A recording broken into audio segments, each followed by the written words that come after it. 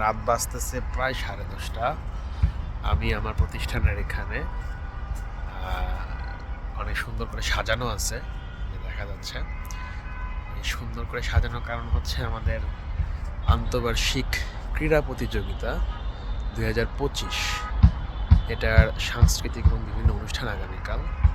So এটার জন্য আজকে কলেজে অবস্থান করতেছি, ভালো লাগতেছে।